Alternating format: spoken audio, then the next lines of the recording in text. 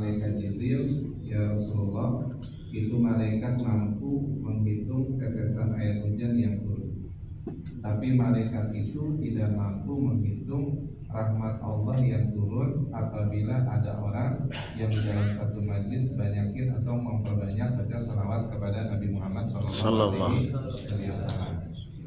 Makanya berapa banyak orang kalau hadir di majlisnya orang-orang yang soleh, jadi dalamnya tuh nggak ngomongin orang, yang di majlis itu kita nggak diajarin buat benci sama seseorang. Kalau ada perbedaan dijadikan sebagai rahmat. Karena kan kita di dalam fikih ini kan bermazhab ada 4 mazhab. Artinya kalau kita memang ingin bermazhabul Imam Syafi'i ya silakan. Kalau ingin bermazhabul Imam Maliki ya silakan. Tapi jangan sampai kita jamaah sekalian mengatakan bahwasannya mazhab kita ini lebih afdal daripada yang lain. Ya silakan mengaji sama siapapun silakan, tapi syaratnya satu, jangan jelekin pemahaman ataupun sesuatu dari pendapat orang lain. Jadi misal kalau misalnya kita tahlil, ada saudara kita nggak tahlil, nggak jadi masalah.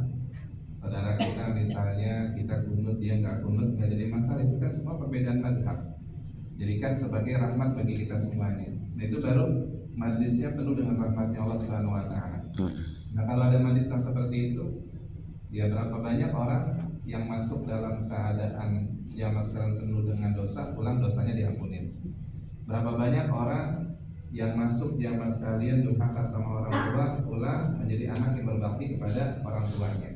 Kenapa? Karena majlis tersebut sebagai obat daripada hati yang keras, hati yang gelap, hati yang dimana jauh daripada rahmatnya Allah Subhanahu wa Ta'ala.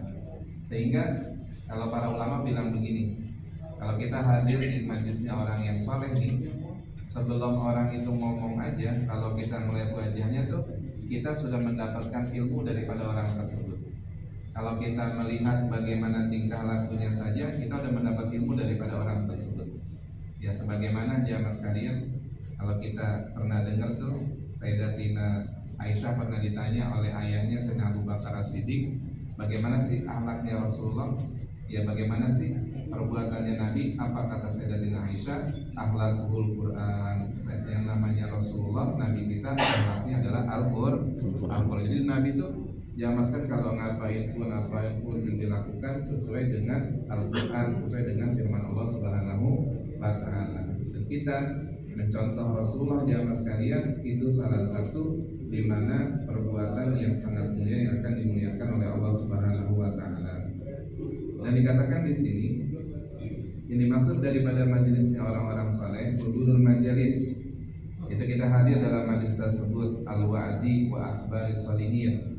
Kita tuh mendengar bagaimana kisahnya orang-orang soleh. Ya misalnya kalau kita hidup kan, kita pasti banyak ujian, kita dihina, kadang kita diomongin orang, kadang kita dituduh sesuatu dengan orang. Nah kalau kita dengerin kisahnya orang soleh itu kayaknya lebih masuk gitu jamaah sekalian. Kalau kita misalnya dibilang begini, kalau diomongin orang sabar, iya kita sabar. Tapi ketika kesabaran itu ataupun dibentuki dengan sebuah kisahnya orang-orang soleh, itu akan lebih jamaah sekalian kita pahami. Contohnya begini, pernah satu ketika Sayyidina Hasan Al-Basri, beliau itu jamaah sekalian didatengin sama seseorang. Orang itu bilang begini sama Sayyidina Hasan Al-Basri, ya Sayyidina Hasan, engkau dibicarakan keburukanmu sama si fulan. Ada orang di sono ngomongin keburukanmu wahai Sayyidina Hasan. Kata Sayyidina Hasan Al-Basri,